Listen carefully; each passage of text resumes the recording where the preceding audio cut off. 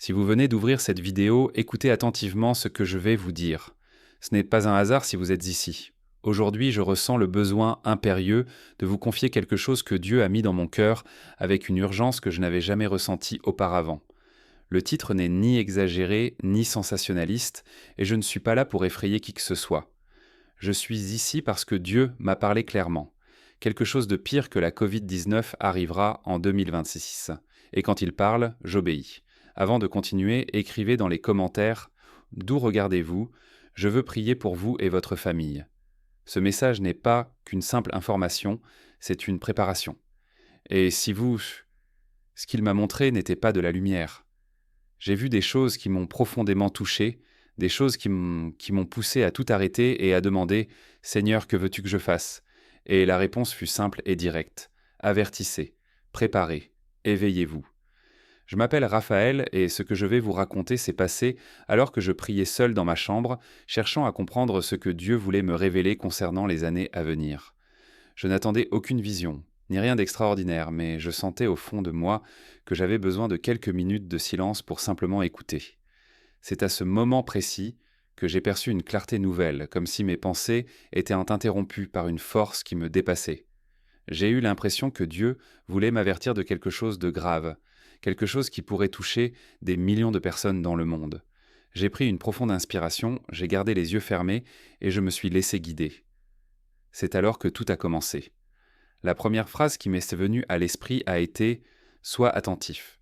C'est ce qui a transformé le cours de cette simple prière. À ce moment précis, Dieu m'a révélé quelque chose concernant une nouvelle pandémie, différente de tout ce que nous avions connu jusqu'alors. J'ai vu des gens confinés chez eux, non pas sur ordre mais par peur de sortir. Le monde entier semblait paralysé, chaque porte close étant un signe de désespoir. Ce qui m'a frappé, c'est que, contrairement à la Covid où beaucoup ont même bravé les règles, dans cette vision, personne ne voulait prendre de risques. Le virus s'attaquait à plusieurs organes simultanément, affaiblissant rapidement les individus, et cela engendrait une panique silencieuse. La scène était pesante et déchirante. Tout semblait immobile. Les rues, les maisons, les immeubles, c'était comme si le monde retenait son souffle, attendant un miracle. Une autre chose que j'ai remarquée dans cette vision, c'est que malgré toute cette peur, les gens essayaient de communiquer par Internet, téléphone et applications. Mais dans de nombreux endroits, rien ne fonctionnait. Dieu m'a montré des régions entières, sans service car personne n'osait aller travailler, c'était comme si le monde s'était arrêté.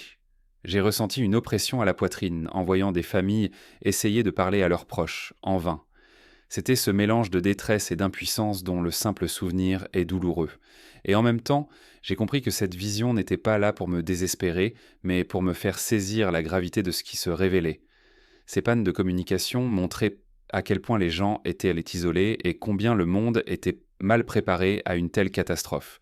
Ce qui m'a le plus marqué, c'est quand Dieu m'a montré la pénurie alimentaire. J'ai vu des rayons vides et des camions à l'arrêt, la chaîne d'approvisionnement complètement rompue.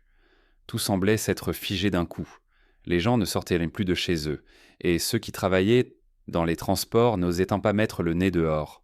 On sentait que la peur s'était emparée de tout, et les familles tentaient de survivre avec le peu qu'elles avaient en économisé. Ce n'était pas un chaos bruyant, mais un silence profond. Un silence qui en dit plus long que n'importe quel cri. Et tandis que je voyais tout cela, je ne pensais qu'à une chose. « Seigneur, que veux-tu que je fasse ?» C'est alors que Dieu a parlé à mon cœur, et ses paroles m'ont fortifié. Voici le plan de l'ennemi, mais je le révèle afin que vous priez et vous prépariez. J'ai compris que le but n'était pas de semer la panique, mais d'éveiller la vigilance. Dieu a clairement indiqué que ce scénario n'était pas définitif et qu'il donne la force de surmonter les épreuves. J'ai ressenti au fond de moi la profonde conviction que ceux qui ont traversé l'épreuve de la Covid peuvent affronter n'importe quoi avec Dieu. Non pas grâce à leur courage, mais parce qu'il les soutient. La vision montrait un problème immense, mais le message que Dieu a placé en moi était plus grand encore. Il a dit que son peuple triompherait. Et j'ai commencé à comprendre que c'était un appel à la prière et à la résilience spirituelle. J'ai terminé cette prière en tremblant intérieurement, non pas de peur mais d'inquiétude et de détermination. Je savais que cette vision n'était pas destinée à rester secrète. Dieu avait clairement indiqué qu'il révèle les plans de l'ennemi afin que son peuple prie avant que le pire n'arrive. Je sentais le besoin de témoigner, d'avertir, de préparer ceux qui étaient là prêts à écouter. Ce que Dieu m'a montré n'était pas pour semer la panique, mais pour fortifier la foi. Il m'a rappelé qu'aucun plan de l'ennemi n'est plus puissant que sa puissance et que ceux qui sont fermes en Christ n'ont rien à craindre pour l'avenir. La révélation s'est achevée, mais la responsabilité commençait. Et j'ai compris.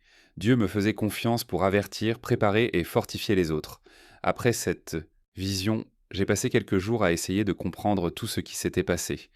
Je me réveillais en repensant à ces scènes et je m'endormais en me souvenant de ce silence pesant que j'avais perçu dans le monde entier. C'était comme si Dieu me préparait à comprendre qu'il ne s'agissait pas d'une simple impression, mais d'un véritable avertissement.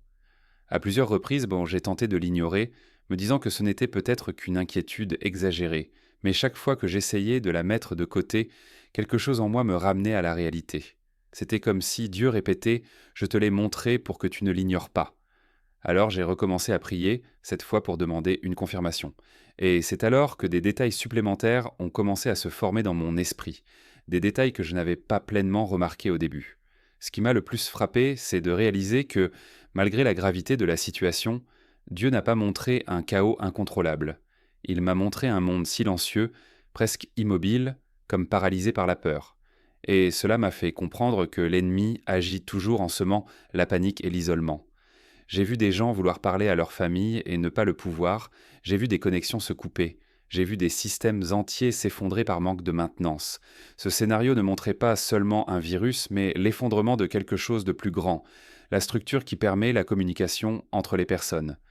Cela m'a fait réfléchir à quel point le monde dépend des fondamentaux et comment ces fondamentaux peuvent s'effondrer lorsque personne n'est préparé à affronter une situation aussi extrême.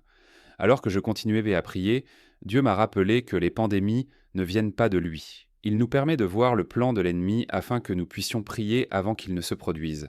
Cette idée a résonné en moi car je ne l'avais jamais envisagée ainsi. La vision n'était pas une sentence mais une révélation. Dieu nous montrait « Voici ce qu'il prépare, mais vous pouvez résister ». J'ai senti que Dieu voulait éveiller les consciences, non pas à la peur, mais à une attitude spirituelle différente. Il voulait que son peuple comprenne que la prière ne consiste pas seulement à demander, mais aussi à combattre. Cette compréhension a transformé ma façon d'interpréter la vision. J'ai cessé de me demander pourquoi, et j'ai commencé à me demander dans quel but. Et la réponse était simple, pour se préparer. Dieu m'a aussi rappelé que ceux qui l'ont accompagné pendant la pandémie de Covid ont appris à composer avec l'incertitude. Il a fait naître en moi la certitude que personne n'est seul lorsqu'il a confiance en lui. J'ai ressenti une force nouvelle lorsqu'il m'a dit « Tu n'es pas une victime, tu es victorieuse ». Ces mots ont résonné en moi pendant des heures, et à cet instant, j'ai compris que Dieu ne me montrait pas cette vision pour me briser, mais pour me fortifier. La vision était dure, mais le message était clair. Avec lui, nous surmontons tout. Cela a fait naître en moi un courage inexplicable. Un courage silencieux mais constant qui m'a aidé à respirer plus profondément et à garder les yeux fixés sur Dieu. À partir de ce jour, j'ai compris que Dieu ne se contentait pas de nous mettre en garde contre une nouvelle pandémie. Il parlait de quelque chose de plus grand, un temps de préparation spirituelle. Il m'a montré qu'un grand réveil se produirait au cœur de cette épreuve. Ceux qui ne l'avaient jamais cherché commenceraient à le chercher. Ceux qui s'étaient éloignés de lui reviendraient. Il a parlé à mon cœur, me disant que les temps à venir seraient marqués par l'autorité spirituelle, la guérison et une transformation profonde. Cela m'a rempli d'espoir, car si la vision montrait la peur et l'isolement, le message de Dieu annonçait le renouveau et la croissance. C'était comme s'il disait « Les ténèbres peuvent te tenter d'avancer, mais la lumière brillera plus fort ». Quand j'ai compris tout cela, j'ai réalisé que Dieu m'ouvrait une fenêtre de préparation, de fortification et de vigilance. Il appelait son Église à se lever, non pas dans le désespoir, mais avec discernement. Il montrait que l'avenir ne pouvait être affronté avec distraction, mais avec fermeté spirituelle. Cela m'est apparu très clairement. J'ai donc décidé de ne pas me taire. Si Dieu me l'a révélé, c'est que quelqu'un avait besoin d'entendre. Et si quelqu'un avait besoin d'entendre, je devais parler. Cette conviction m'a envahi, et ce jour-là, j'ai compris que témoigner n'était plus un choix, mais une responsabilité. Dieu me montrait ce qui allait arriver afin que je puisse aider les autres, à se préparer. Les jours suivants, j'ai senti que Dieu voulait me révéler une signification plus profonde de cette vision. Il ne s'agissait pas seulement du virus ou de la peur des gens, mais de l'impact spirituel de cette période. En priant à nouveau, j'ai compris que Dieu me rappelait combien l'ennemi tente d'exploiter les crises pour paralyser non seulement le corps, mais aussi la foi. La vision montrait des gens qui avaient peur d'ouvrir la porte, mais Dieu m'a fait comprendre que la plus grande attaque ne visait pas leurs actions, mais leur cœur. C'était comme si l'ennemi cherchait à semer un découragement collectif, un sentiment d'abandon. Et à cet instant, Dieu m'a fait comprendre que le combat serait bien plus important qu'une simple question de santé. C'est alors qu'il a commencé à me parler de résilience. Non pas cette résilience humaine, usée par la fatigue, mais une résilience spirituelle qui ne naît que lorsqu'on comprend qui est à nos côtés. J'ai senti Dieu me rappeler que, pendant la pandémie de Covid, beaucoup ont puisé leurs forces dans des ressources insoupçonnées. Et il m'a dit, celui qui a surmonté cela surmontera tout ce qui viendra. Ce n'était pas de l'arrogance spirituelle, mais la confiance en lui. La vision montrait l'ennemi tentant de semer la peur dans les masses, mais Dieu a affirmé que ses enfants ne vivraient pas en victimes. Il a dit que ce serait le moment de relever la tête, de nous souvenir que lorsqu'il est proche, rien n'est plus grand que sa présence. Cette certitude a commencé à faire naître en moi une force nouvelle. Tandis que je réfléchissais, cette vision me revint en mémoire quelques secondes. Je revis les rues désertes, les magasins fermés, le silence. Mais cette fois, Dieu me révéla quelque chose derrière cette scène, une percée spirituelle qui s'opérait de manière invisible. Des gens agenouillés chez eux, des familles se priant ensemble pour la première fois depuis des années, des hommes qui ne s'étaient jamais tournés vers Dieu, levant les mains et implorant son aide. C'était comme si Dieu préparait un grand réveil, un changement silencieux qui se produirait au cœur même de la crise. Ce moment me toucha profondément car je compris que même au milieu de l'épreuve, Dieu préparait quelque chose de plus grand, quelque chose que le monde matériel ne percevrait pas immédiatement. Dieu a commencé à me parler de guérison. Pas seulement de guérison physique, mais aussi de guérison émotionnelle et spirituelle. Il a dit qu'il susciterait des personnes investies d'autorité pour prier pour les malades, réconforter les familles et aider ceux qui perdaient un espoir. J'ai ressenti une telle compassion à ce moment-là que j'ai dû interrompre ma prière et simplement respirer. J'ai compris que Dieu ne se contentait pas de me montrer un problème, mais qu'il me révélait qu'il pourvoirait lui-même à mes besoins et utiliserait sa puissance. Il a dit que son onction se manifesterait encore plus clairement et que de nombreux témoignages émergeraient de cette période difficile. L'image était dure, mais le but était clair. Dieu n'abandonnerait pas son peuple sans défense. Une autre chose que Dieu a mise à mon cœur, c'est que cette période marquerait une percée spirituelle majeure.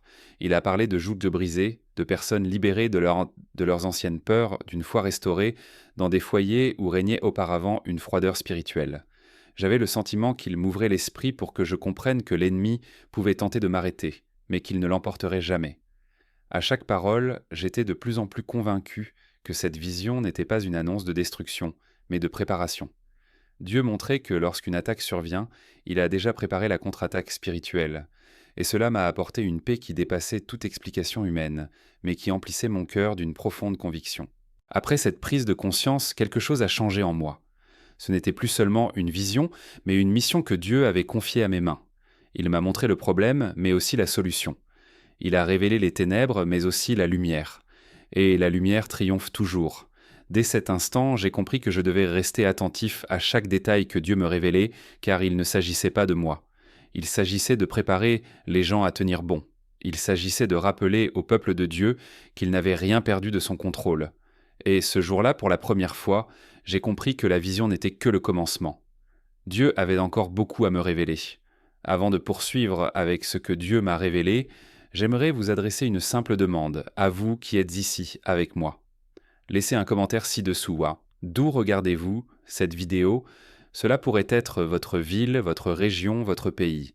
Je souhaite vraiment savoir jusqu'où ce message se propage, car aujourd'hui, je vais prendre le temps de prier pour chaque personne qui laissera un commentaire.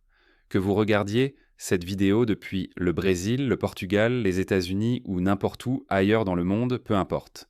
Indiquez votre lieu de résidence. Je prie pour votre foyer, votre santé et votre famille.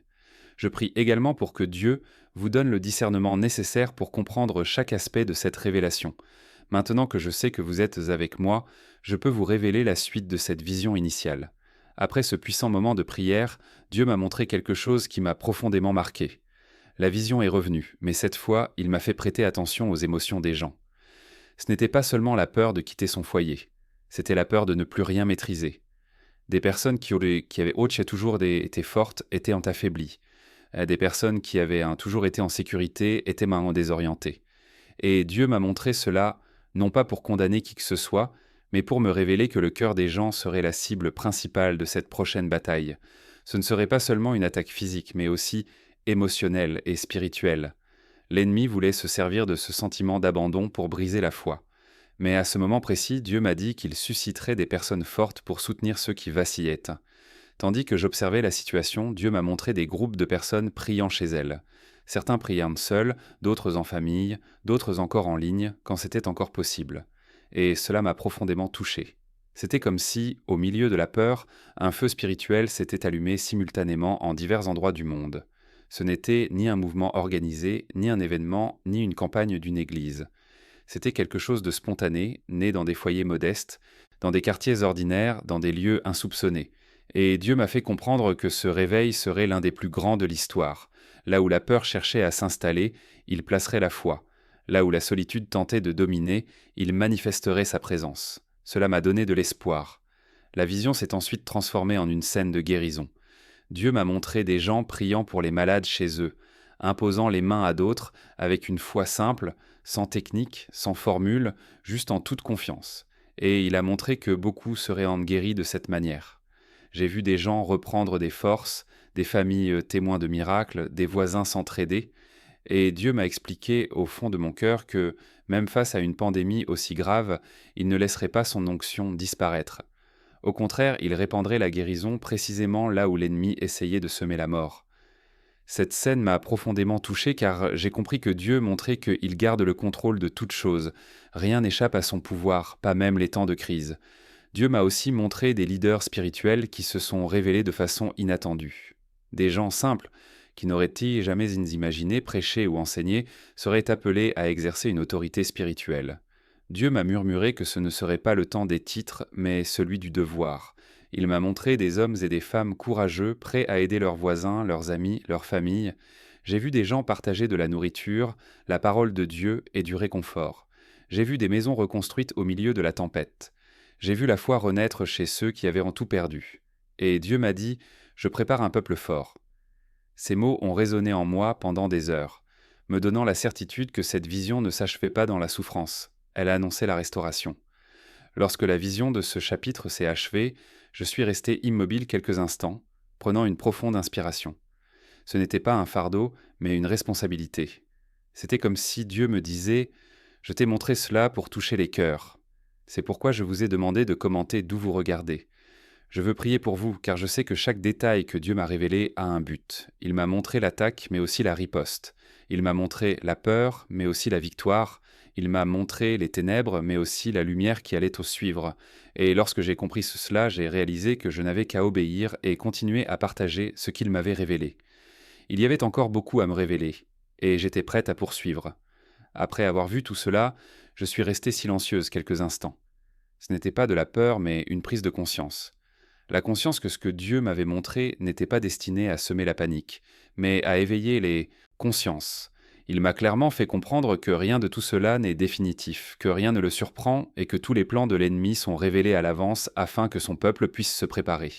Ce que j'ai vu concernant la pandémie à venir était grave, accablant, mais ce que j'ai entendu de Dieu était encore plus grand.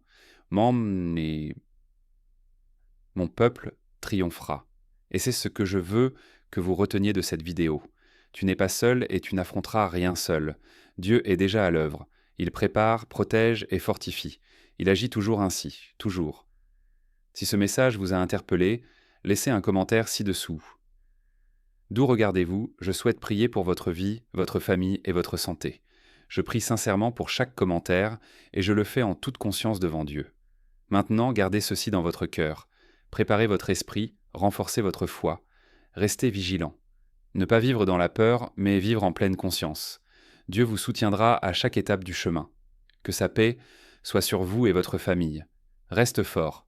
Il reste encore beaucoup de chemin à parcourir, mais Dieu est déjà là avant même votre arrivée.